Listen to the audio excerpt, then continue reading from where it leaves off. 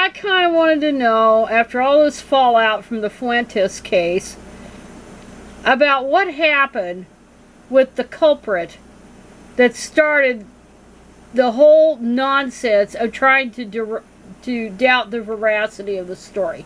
That is the Washington Post's Glenn Kessler. And I think after reading this, he probably should have lost his job as fact checker of the paper, since facts were definitely not his forte. But anyway, this publication called Lever News, anyway, it talked about and exposed the whole thing surrounding it. So remember, old Kessler, because he couldn't get more than one source for the abortion story, therefore, and therefore it was made up. That's what he implied, that the whole thing was made up. So the right-wing media thought, oh, this is all made up, this is all fabricated, as if 9-year-olds can't get raped and get pregnant. Yeah, they do, as I pointed out in earlier videos. Yeah, they can, and yeah, they do. And that's what was so utterly bizarre about it. And the doctor who performed the abortion, Caitlin Bernard, was doubted by Kessler because she was an OBGYN, she was and is, and performed abortions. Therefore, she was an abortion activist. So her story is all made up. She just made it up. And I mean, this son of a bitch columnist should have lost his job. He insinuated. He didn't flat out call her a liar. It was insinuated. So anyway, the Washington Post lead fact checker columnist did not accurately recount public official statement when he tried to discredit reporting about a 10-year-old rape victim, according to emails obtained by the Lever. And here are there's the emails here that they link to. And Kessler writes to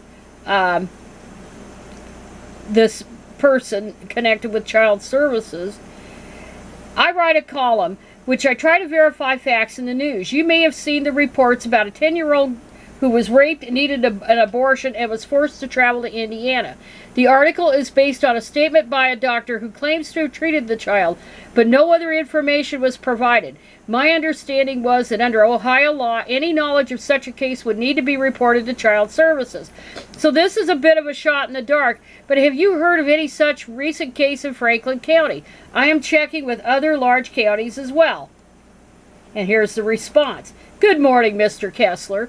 You were correct that a physician, as a mandated reporter under Ohio Revised Code 2151.421, would be required to report any case of known or suspected physical, sexual, or emotional abuse or neglect to their local child welfare or law enforcement agency. Children's services agencies are prohibited from sharing information. Now, any damn journalist knows that. Regarding specific cases pursuant to Ohio Revised Code 5101.13 through 51.01.134 and 5153.17. Children's services agencies always wish to protect and respect the privacy of those we serve. Thank you, Valencia Turner. So they couldn't. It was confidentiality. But, you know, he had an agenda. This damn Kessler had an agenda, and he's probably an anti-abortion nutter, to try to cast doubt on the story. And as we know, it was true. It was more than true. And anyway, the column, it says here, he led the paper's fact checker column since 2011, wrote a widely shared column questioning the sourcing behind a viral news story about an Ohio child who traveled to Indiana for an abortion after being raped. And then, of course, the right-wing media amplified it, they ran with it, and so on. And then we know the alleged perpetrator was arrested, And so it further substantiated the original reporting and debunked Kessler's column.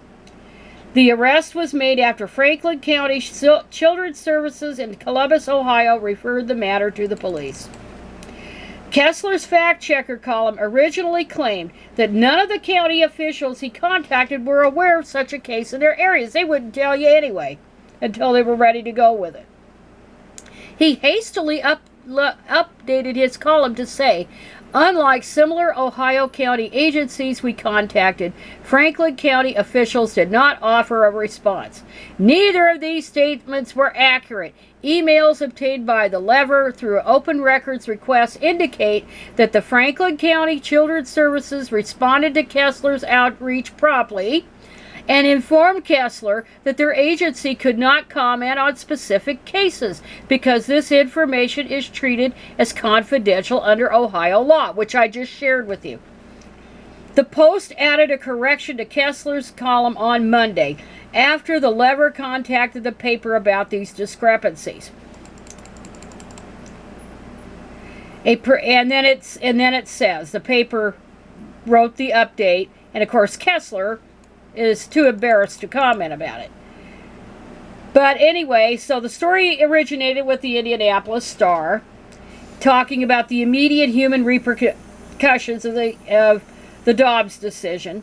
In the story, Dr. Caitlin Bernard recounted having recently performed an abortion for a 10-year-old child who was forced to travel to Indiana for the procedure after an Ohio law banning abortions after 6 weeks with no exceptions for rape victims went into effect. And that was one thing, and then Biden talked about it, recall. And that, now the right and old Kessler, they figured they had to think that they could debunk this story. And of course, it was true. And it says here, their efforts, they're meaning the right. Yeah, the right-wing politicians. Their efforts were given legitimacy by the Washington Post fact-checker section, which published a comment from Kessler entitled, "A one-source story about a 10-year-old and an abortion goes viral." Kessler expressed a hearty dose of skepticism of the Star's sourcing, writing, "The only source cited for the anecdote was Bernard. She's on the record, but there's no indication that the newspaper made other attempts to confirm her account. But, as Vice pointed out, while the anecdote was sourced solely to Bernard, a doctor speaking on the record about a medical procedure she had first-hand knowledge of meets most reputable publications' threshold of credibility. She performed the abortion. That's about as reliable as it gets, barring interviewing the 10-year-old and her mother." And then, in a subsequent exchange with Neiman Lab, Kessler attempted to rationalize his skepticism by characterizing Bernard, the doctor who performed the abortion at the center of this national story, as an activist in one side of the debate. See, that made her, and actually, if she wanted to, she could probably sue his ass. But see, it was insinuation, not flat-out libel or anything. But the insinuation is that she was a liar because she was, quote-unquote, an abortion activist. His skepticism about Bernard was apparent in the email he sent to Franklin County Children's Services. Kessler wrote, "You may have seen the reports about a 10-year-old who was raped and needed an abortion and was forced to travel to Indiana. The article is based on a statement by a doctor who claims to have treated the child, but no other information was provided." You can't because of confidentiality. Sourcing questions aside, the emails exchanged between Kessler and Franklin County Children's Services raised questions about how he characterized his conversations. Kessler initially wrote in his column, "As a spot check, we contacted child services agencies in some of Ohio's most populous cities, including Cleveland, Columbus, Cincinnati, Dayton, and Toledo. None of the officials we reached were aware of such a case in their areas." After the Columbus Dispatch published reporting confirming the original Star story, Kessler added in an addendum, "Unlike similar Ohio County agencies we contacted, Franklin County officials did not offer a response," which was a lie. because of that email. And I've already read her email. And so I think something should be done about Glenn Kessler. He clearly doesn't have any credibility. He's talking about other people who don't have credibility, but he's the one who doesn't have credibility. He pretty much shot it. He pretty much shot his wad on this story because he's an anti-abortion wacko. Or he's eager to present both sides. But what he did with this crap, his half-cocked antics, is he trashed somebody who was not lying about the issue. Was not lying about the story.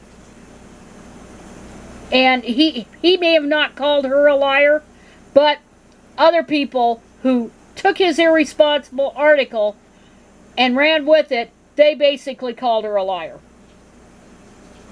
And that's not okay. So there should be some accountability for this dude.